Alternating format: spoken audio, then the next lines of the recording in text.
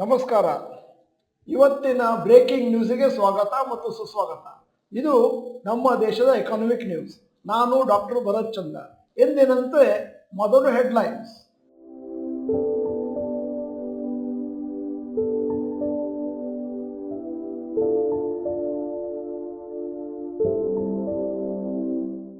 News 1. Coal India quarterly results. Total sales ಜನವರಿ March 2023ರಲ್ಲಿ 38,152 ಕೋಟಿ, ಜನವರಿ March 2024ರಲ್ಲಿ 37,410 ಕೋಟಿ, -2%. ನೆಟ್ ಪ್ರಾಫಿಟ್ ಅದರ ಮೇಲಕ್ಕೆ ಹೋಗಿದೆ.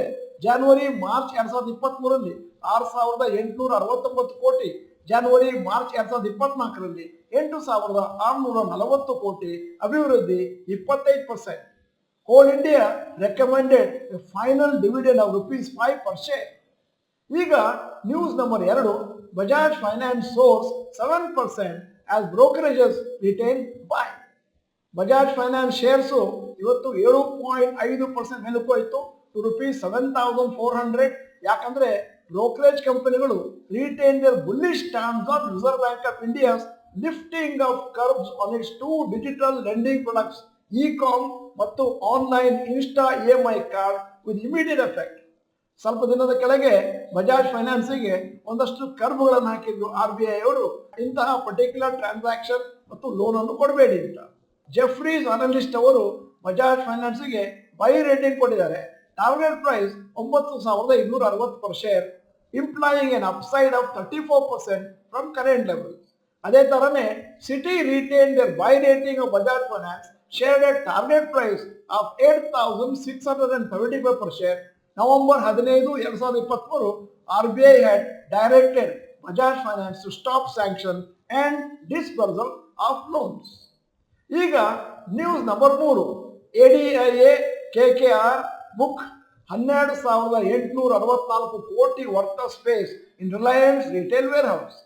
ಅಬುಧಾಬಿ ಇನ್ವೆಸ್ಟ್ಮೆಂಟ್ ಅಥಾರಿಟಿ ಮತ್ತು KKR ಅವರು ಇನ್ವೆಸ್ಟ್ ಮಾಡಿದ್ದಾರೆ ರಿಲಯನ್ಸ್ ರಿಟೇಲ್ ವೆಂಚರ್ಸ್ ಲಿಮಿಟೆಡ್ ಅಲ್ಲಿ warehousing assets.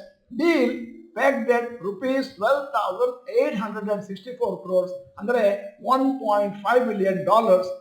March Reliance retail ventures limited had transferred 11 to 12 billion square feet of warehousing assets to Reliance Logistics and Warehouse Holdings, which was incorporated in December 2022.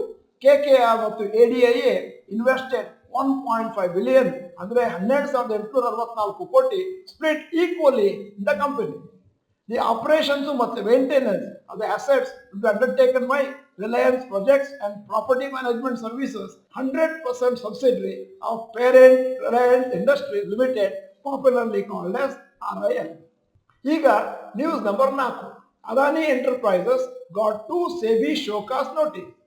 Adani ಎಂಟರ್ಪ್ರೈಸಸ್ಗೆ 2 show cause notice ಕೊಟ್ಟಿದ್ದಾರೆ SEBI ಅವರು. Quarter ended March 31, 2024. ಅವರ complaint ಏನು ಅಂದ್ರೆ non compliance of is provisions of the listing agreement and disclosure requirements.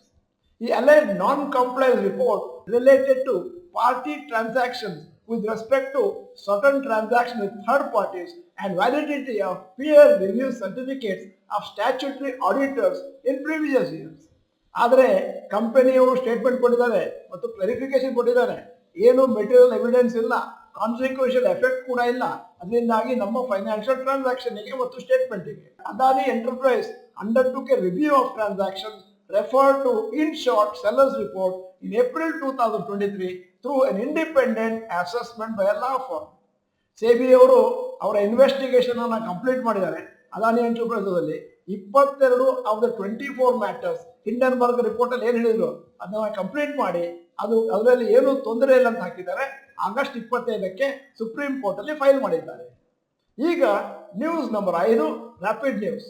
Block deal involving 63.60 crore shares representing around 2.2% stake of Yes Bank. ಅದನ್ನ change ಮಾಡಿದ್ದಾರೆ hands exchanges on May 3. The deal ಏನು ಅಂತಂದ್ರೆ S ಬ್ಯಾಂಕಿನ share ಅನ್ನು ₹25 ಅವರು ತಗೊಂಡಿದ್ದಾರೆ ಮತ್ತು total transaction value 1,602 ಕೋಟಿ. ಆಪಲ್ ಅವರು ಅವರ ರೆವಿನ್ಯೂ ರೆಕಾರ್ಡ್ ಅನ್ನು ಭಾರತದಲ್ಲಿ ಕ್ವಾರ್ಟರ್ ಎಂಡೆಡ್ ಮಾರ್ಚ್ 2024 ಜನರ ಮುಂದಿಟ್ಟಿದ್ದಾರೆ. Even as overall revenue declined 4% on the back of iPhone sales going down 10% as compared to the same period last year. Profit 4% ಕಮ್ಮಿ ಆಗಿದೆ ಮತ್ತೆ ಐಫೋನ್ ಸೇಲ್ಸ್ 10% ಕಮ್ಮಿ ಆಗಿದೆ. ಐಫೋನ್ಗಳ ಸೇಲ್ ಯಾಕೆ ಕಮ್ಮಿ ಆಯಿತು ಅಂತಂದ್ರೆ greater China region including mainland China, Taiwan, Singapore, Hong Kong ನಲ್ಲಿ ಸೇಲ್ಸ್ 8% ಕೆಳಗೆ ಬಿತ್ತು. Year on year strong competition from Huawei according to analyst. ಈಗ ಸ್ಟಾಕ್ ಮಾರ್ಕೆಟ್ ಅಪ್ಡೇಟ್ ನಿಮ್ಮ ಮುಂದೆ. Point 1 Nifty 50 opening high low and close details. Nifty ಇವತ್ತು 172 ಪಾಯಿಂಟ್ ಕೆಳಗೆ ಬಿದ್ದು close ಆಯಿತು 22,476ಕ್ಕೆ -0.76%. ಸೆನ್ಸೆಕ್ಸ್ ಕೆಳಗೆ ಬಿತ್ತು 733 point closed at 73,878 -9.8%. Point number 2, today's top Nifty 50 gainers and losers. Coal India 4.56% ಮೆಲುಕೋಯ್ತು, Grasim 1.8% up, ONGC 1.16% up. Top losers L&T -2.76%, Maruti Suzuki -2.44%, Nestle -2.23% down. Point number 3, today's top Nifty next 50 gainers and losers. Shree Cement 3.8% ಮೆಲುಕೋಯ್ತು, power finance 2.69% ಮೆಲುಕೋಯ್ತು, ಟೊರೆಂಟ್ ಫಾರ್ಮಾ 2.42% ಮೆಲುಕೋಯ್ತು. Top losers SRF -3.79%, Trend -2.64%, Interglobe Aviation -2.16%. Point number 4, advanced decline ratio for NSE. ಇವತ್ತು close ಆಗಿದ್ದು ಮೇಲಕ್ಕೆ 747 stocks 34%, decline ಕೆಳಗೆ close ಆಗಿದ್ದು 1,476 stocks 66%. Point number 5, yesterday's FIIs and DIIs investment data. Foreign institutional investors ನಿನ್ನೆ -964 crores, domestic institutional investors ನಿನ್ನೆ +1,352 crores. Point number 6, today's gold and silver price. Gold price 24 carat rupees 7,173 per gram. Silver price rupees 82.25 per gram. Point number 7, today's rupee value. $1 is equal to rupees 83.43. €1 is equal to rupees 89.62. Point number 8, stocks near 52 weeks high. Canara Bank 52 weeks high 633, closing price 626. M&M 52 weeks high 2,510, closing price 2,193. Zomato 52 highest 200, closing price 197. ಈಗ point number 9, stocks near 52 weeks low. Kotak Mahindra 52 ವಾರದ lowest 1,544, closing price 1,547. Point number 10, global cues today.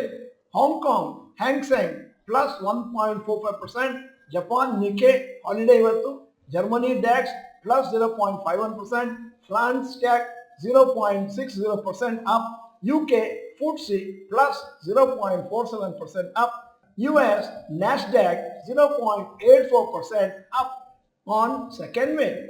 ಇದು ಇವತ್ತಿನ breaking news ಆಗಿತ್ತು.